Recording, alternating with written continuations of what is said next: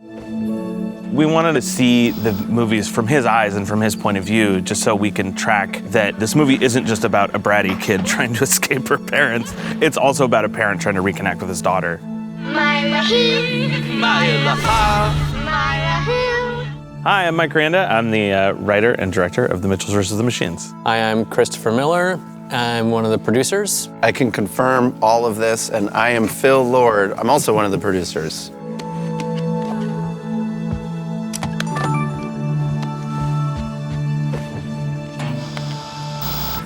Rick, the dad, and Katie, his daughter, sort of have a hard time connecting throughout the movie, and that is sort of what the movie's about, is them trying to find this connection that they used to have. We wanted to make this scene as sort of like a stand-in for every parent who sort of, when their kids are young, you sort of idealize that time, but also it's a more innocent time and it's a less complicated time. And sort of now things are a little more contentious, and he's trying to sort of figure out how to get that back. Yeah, the scene before this has Katie and her father getting into an argument that he doesn't understand why she wants to go to film school and what her whole passion is about. I think it's really interesting that he's watching home movies and using the power of cinema to remember the past. Yeah, and the very camera that she fell in love with is the thing he's watching these movies on. It was a really bold choice to have this scene be so dark. It's a thing that you don't see in animation very often, where people want everything to be bright and colorful and incredibly vibrant in every moment in a way that's very unrealistic. Have unlimited lights, and you can put it anywhere, so people do.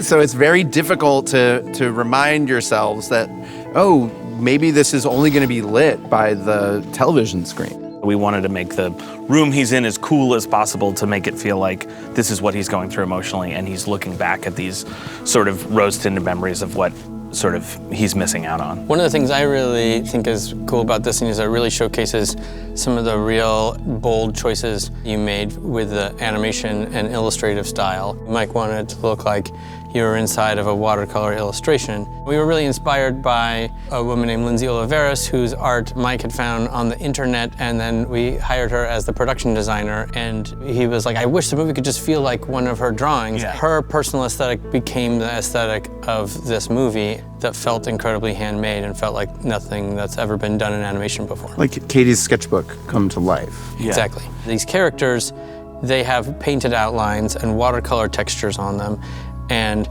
figuring out how to get them to blend in with this very naturalistic painted environment was a real challenge. If you look at the trees, you can see how each of those trees is a CG tree, but it looks very convincingly like a hand-painted watercolor tree. The grass, you can see that it looks like it's a wash with little painted lines in it, but it actually is geometrically grass. Well, and just like Rick is coming from the past and Katie is coming from the future, we had to negotiate how to make a art style that's as old as time, drawing, and sort of how can we get that on a modern computer, and how can we like teach a computer to draw like a person? Well, like teach a computer to draw like a 17-year-old like film student. The danger of these incredibly powerful tools is that they make all the movies look the same. We're not trying to make something that feels formulaic. It felt like you could see all the imperfections of the family in every frame of the movie. We love those imperfections. That's what, sort of what makes us great.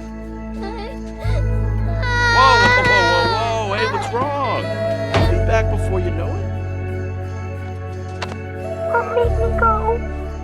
I really love the music in this scene. Mark Mothersbaugh, we had a lot of conversations in the beginning, and there's this really sweet sort of cooing sound that Mark made with some sort of bizarre electronic device, but it is sort of like the stand-in for Katie. Whenever you see Katie, you're hearing these soft, like, digitized voice coos, and He found the sweetest synthesizer of all time. Yes. Like a sweet little computer that was like, I'm the loneliest computer in the warehouse.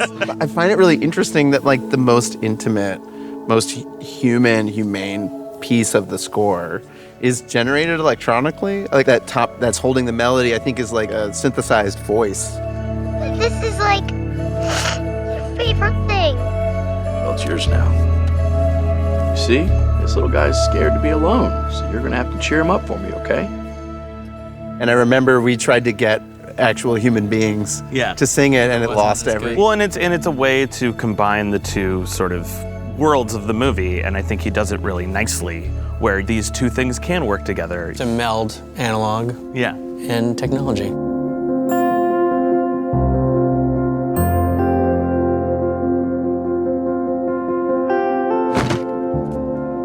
Well, I guess this is it.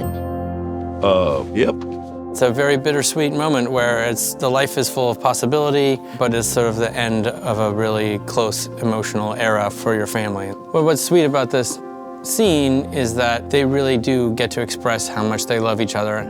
Come here, you Put me down. The one thing that really sort of like I felt opened the scene up is we started adding these little flourishes that sort of reflect Katie's point of view. We call them Katie Vision. So she's so excited about college, so you see rainbows above the college and you see sort of like her emotions through these little doodles. And it was really nice because it made you feel closer to her as a character, and it also felt like if she was editing the movie herself, she would have added these things. So, you know, when I'm sad to be alone,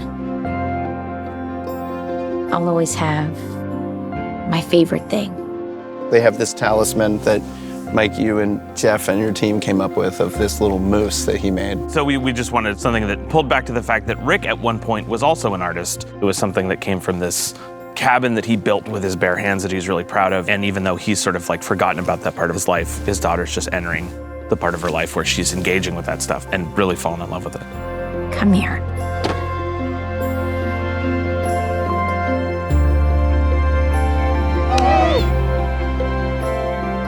Mom, you're hugging too tight. You love it. You love it. I do love it. This moment where she decides she wants to keep it always gets me choked up. They're ending the movie in a much better place as a family than they were at the beginning of the film. He starts the movie looking backwards, Yeah. and then he ends it looking forwards.